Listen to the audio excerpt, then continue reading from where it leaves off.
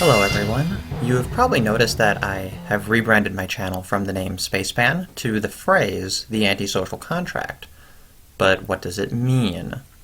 First, it's an invitation to consider that those things which are called social contracts, which are credited as the absolutely necessary foundation for the rest of human civilization, would be more appropriately credited with the opposite. But I understand that we've all grown accustomed to using our own words our own ways. So, for those who look to the state to define that which is social, the invitation is instead to reconsider the social contract through the construction of a hypothetical antisocial contract. The social contract is best identified as a mere thought-terminating cliché, and therefore the antisocial contract is a thought-generating novelty. The social contract is well known, revered, and very serious. The antisocial contract is whimsical, mysterious, and a little bit sassy. When a modern-day person sketches out their political, philosophical, and religious positions, the most useful defining characteristic held across all three categories is not their theism versus atheism, their preference for left-wing versus right-wing government, nor their take on free will versus determinism. The common root of the most prevalent ideological structures is the acceptance of a so-called social, so-called contract. I say so-called in recognition of the timeless pattern wherein something is named as its opposite, often deceptively. I call these anti-concepts. For example, the social contract is clearly antisocial in both theory and practice. The perverse incentives created by governments displace peaceful, sociable alternatives. But even in a neutral sense, the state displaces everyday, mundane social interactions with various systems of bureaucratic automation. Yet, remarkably, the use of the term contract is even more tenuous. Although contracts are varied and complicated in their non-essential characteristics, they are essentially quite straightforward. That's why the concept is invoked in the first place. By contract, I mean at least one duty recognized and consented to by all parties involved. That's usually what defenders of the social contract say they mean, but the most important objection is that the governed have not consented, and therefore these social contracts fail to ever authentically manifest as anything resembling a contract. Curiously, statists avoid simply rebranding the contract as something more appropriate, like a series of mandates, decrees, or threats.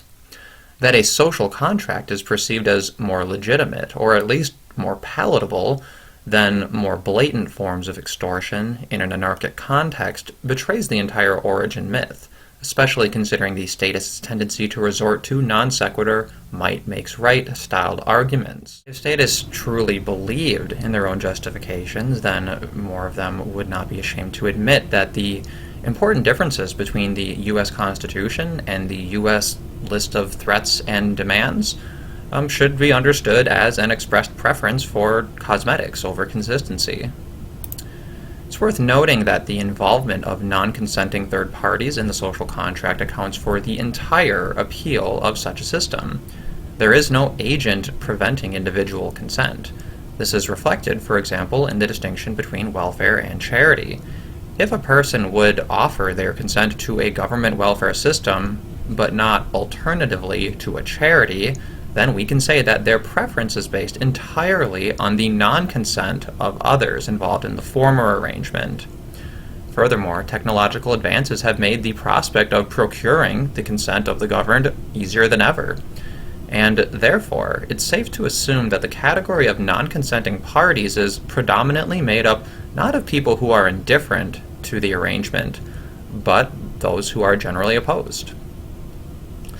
Rather than simply admitting that a social contract is not a contract, these theorists prop up their ridiculous anti-concepts with yet more anti-concepts, so-called consent by tacit. I often consider how refreshing it would be if, instead, the feminist standard of consent could be applied.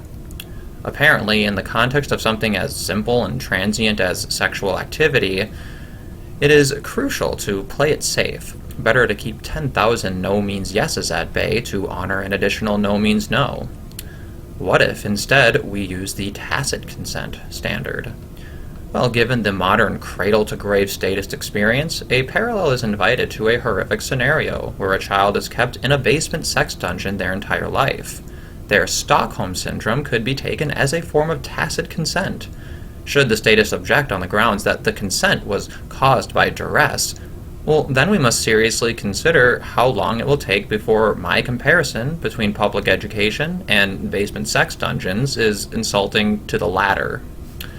Personally, I take the fact that social contract theory and tacit consent are taken seriously as concepts as indisputable proof of the state's tendency to literally make us all retarded.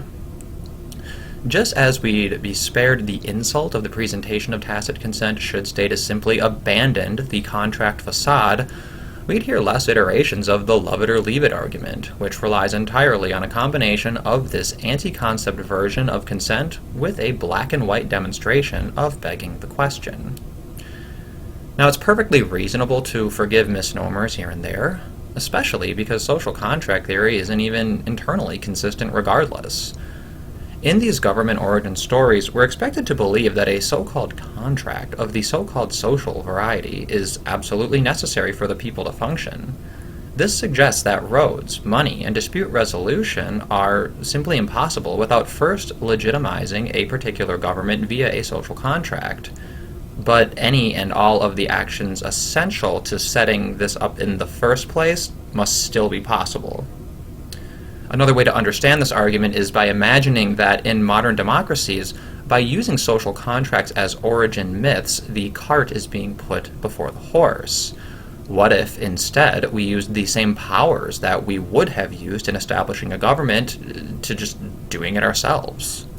After all, any group of people capable of creating something so complicated and nuanced and intelligent as the U.S. Constitution should find the task of running a bank or a school or filling a pothole to be child's play.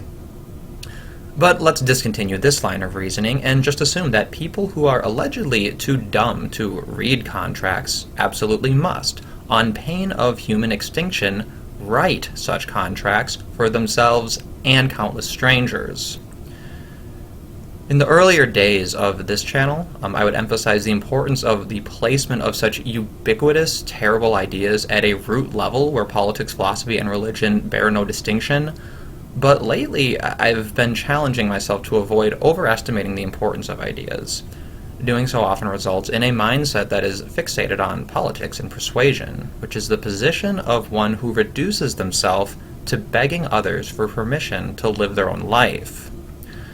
I believe it's important on an individual level to reject social contract theory because it is the key to rejecting the most pernicious anti-concepts and to fostering a sense of your relation to the world that boldly asserts your right to exist and rejects original sin, secular or otherwise. So, thanks for listening. My channel's quite small, so any engagement makes a very big difference to me. If you know someone who might find this kind of video interesting, please share it. Like it if you liked it, dislike it if you disliked it. Either way, let me know in the comments section what you thought. And if you're new to my channel, I've linked to some of my older videos which might make my position here more clear. And I also have a stream scheduled for the 31st of this month, which will continue the discussion we started a couple days ago. So, thanks again, and have a nice day.